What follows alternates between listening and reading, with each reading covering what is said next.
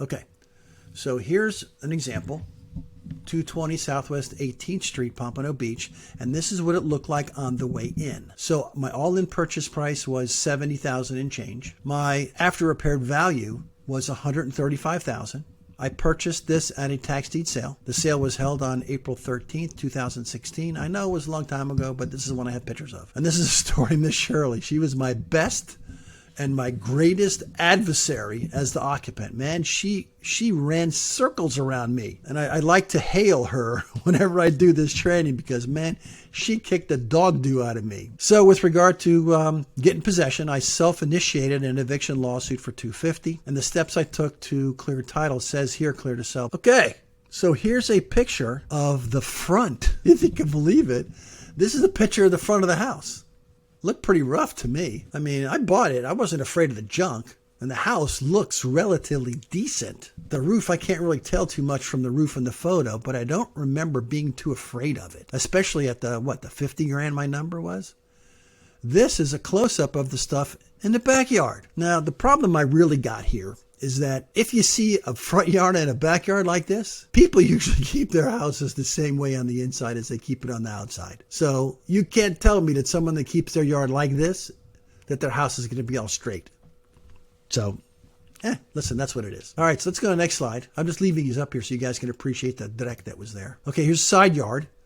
And she had dog cages, and dog cages usually mean dogs, and dogs usually mean fleas, and dogs also mean poop everywhere, and dog also means dog smelling the carpet. So dogs are not good for me as an investor. They're not good for you either. So let's go ahead and move on to the next one.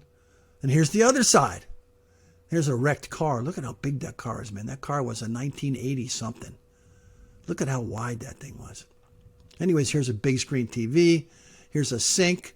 Could I think that maybe the inside sink was fixed and here's the old one? I could, but I'm not stupid. And this is the other side yard. This must be where they eat because it's the cleanest. At least they can have some chairs there. But listen, I don't really have any high hopes for the inside of this house. But here is it at the end of the day. This is the front. As you can tell, we had to put a brand new roof on that sucker because it was shingle going in. Here's the backyard. Why did I put a tile roof on that house? I don't remember. But a tile roof don't belong in that house. So here's the backyard. Here's the bathroom after it's all rehabbed. Nice and pretty. Same with the inside. Nice and pretty. Here's my new kitchen. Looks nice. Typical Home Depot lights, right? So she's looking pretty. Fake wood floors in the master. Pretty nice. Look at that yard.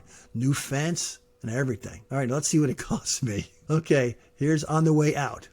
So there were city and municipal liens that claimed the entire surplus. There was a $41,000 surplus. And man, did I have my eye on that. But carrying it and the rehab cost me $71,000. Well, you could tell that was a big rehab because of the roof. I sold it for $205, even though it appraised for $190. That was kind of fun.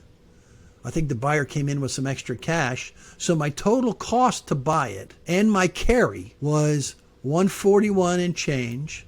And I made a reasonable profit of almost 50 grand. Took me a long time to do it. And Miss Shirley, she was tough.